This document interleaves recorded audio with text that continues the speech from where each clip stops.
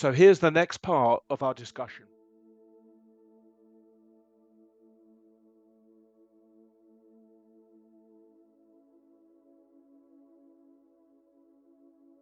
About it because I've cried so much that I just refuse. Like, I'm not going to cry another tear about it. I Yeah, and think then I have a lot of friends too. Sorry, John, that no, who go Rachel. that weren't told till later in life, and they've called me and they're like, "What the?" like, Right, exactly. This is ridiculous. Why wasn't I not told that I was adopted? I mean, it's not okay because our story belongs to us. It doesn't belong to anybody else. Like, it does not belong to anybody else. It is our personal story. So absolutely, it is. No, tell people who are adopted that they're adopted. That is not even anybody's right to not do that. Yes. It's just not. However, I will just suggest that parents tell their children hundreds of lies throughout their early years as a matter of standard practice.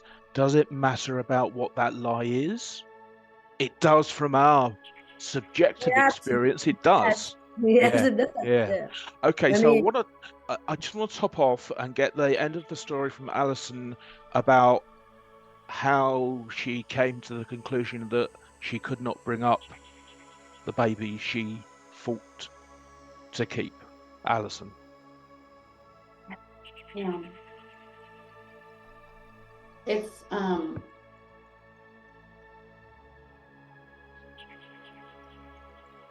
it's so crazy because it's been over 30 years, and yet it still just like catches me.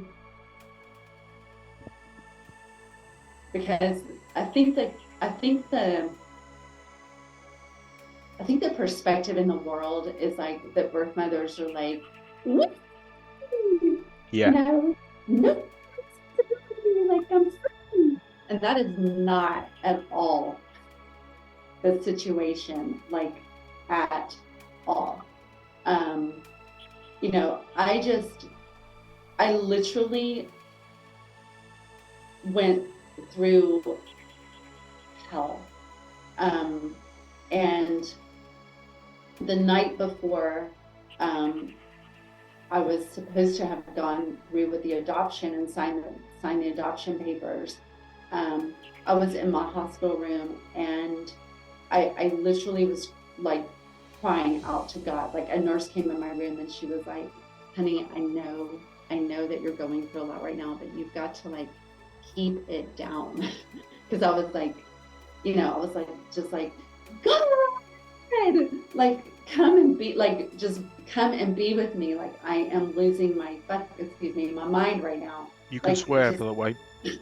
just come and be with me. And this is a true story. If I were on a witness stand right now, I'd place my hand on the Bible and raise my hand. And this is a true story. So a Black woman came into my room, and she was very large. And I think that she showed up to me this way so that I would never, ever, ever forget this moment ever in my life. And she sat down with me, and she put her arms around me, and she was just like, pour into me, baby girl, like, what is going on?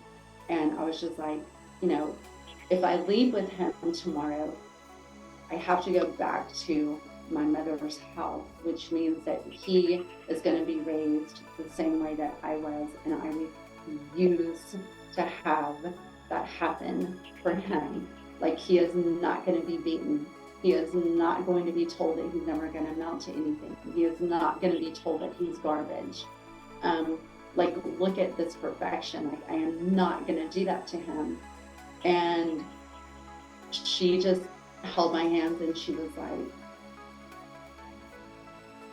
you know what to do. Like, just trust that. Like, you know what to do. And so I was just like, okay, I'm gonna sign the papers. And so Come back for the next part of this discussion.